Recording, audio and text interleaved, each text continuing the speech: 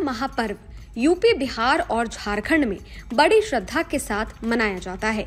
ये पर्व सूर्य देव और छठी मैया को समर्पित होता है और हर साल कार्तिक मास के शुक्ल पक्ष की चतुर्थी तिथि से शुरू होकर सप्तमी तिथि तक मनाया जाता है। इस साल छठ महापर्व की शुरुआत 25 अक्टूबर 2025 से हो रही है। छठ पूजा का व्रत बहुत कठिन माना जाता है क्योंकि इसमें 36 घंटे तक निर्जला उपवास रखना पड़ता है। व्रत रखने वाले ना तो भोजन करते हैं और ना ही एक बूंद पानी पीते हैं। इसके साथ ही व्रती महिलाओं को ठंडे पानी में घंटों खड़े होकर अर्घ्य देना होता है।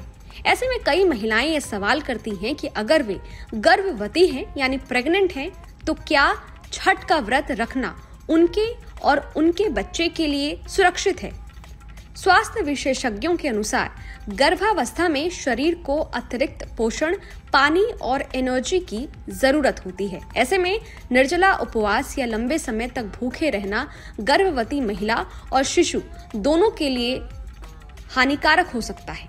खासतौर से प्रेगनेंसी के पहले 3 महीनों में व्रत रखने की बिल्कुल भी सलाह नहीं दी जाती है क्योंकि इस दौरान महिलाओं को जी मचलना, सिर दर्द, उल्टी और कमजोरी जैसी समस्याएं होती है। उपवास रखने से ये परेशानी और बढ़ सकती है। इसके अलावा तीसरी तिमाही में भी व्रत रखना खतरनाक हो सकता है क्योंकि इससे ब्लड प्रेशर गिरने, चक्कर आने या बेहोशी की स्थिति बन सकती है। डॉक्टरों के अनुसार अगर किसी महिला को डायबिटीज, अनेमिया या ट्विन प्रेगनेंसी है तो छठ व्रत रखना उनके लिए जोखिम भरा हो सकता है। व्रत के दौरान इन खतरों का ध्यान रखें। डिहाइड्रेशन का खतरा। गर्भवती महिलाओं के शरीर में पानी की कमी होना बेहद खतरनाक है। निर्जला व्रत से शरीर में डिहाइड्रेशन हो सकता है जिससे माँ और बच्चे दोनों की सेहत प्रभावित हो सकती है। लो एनर्जी और थकान। गर्भावस्था में शरीर को ऊर्जा और पोषक तत्वों की ज्यादा जरूरत होती है। बिना भोजन के रहने से थकान, कमजोरी और ब्लड शुगर लेवल गिरने का खतरा बढ़ जाता है। अगर व्रत रखना जरूरी हो तो ऐसे रखें। अगर आपकी प्रेगनेंसी सामान्य है और डॉक्टर ने कोई परेशानी नहीं बताई है तो आप हल्के रूप में व्रत रख सकती हैं।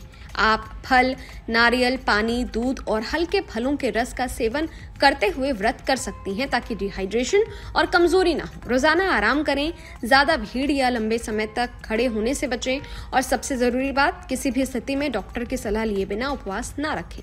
छठ पूजा आस्था और श्रद्धा का पर्व है लेकिन स्वास्थ्य सबसे बड़ी प्राथमिकता होनी चाहिए। प्रेगनेंसी के दौरान कठोर निर्जला उपवास करना उचित नहीं है क्योंकि इससे माँ और बच्चे दोनों पर बुरा असर पड़ सकता है। अगर श्रद्धा के चलते व्रत रखना चाहती हैं तो उसे स्वास्थ्य के अनुरूप ढंग से रखें, यानी पानी, फल और हल्का आहार लेकर।